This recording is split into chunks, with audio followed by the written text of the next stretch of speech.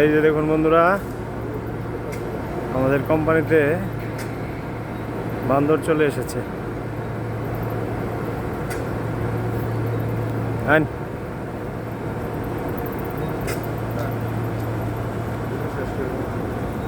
আর video আমার আপনার দিব না, আসেন।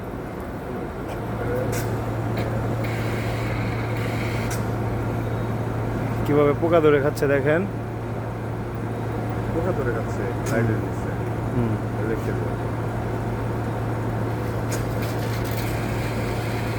দেখেন ভালো পোকা ধরে খাচ্ছে। এই হলো এখন আমাদের অবস্থা। কোম্পানির ভিতর বানর চলে এসেছে।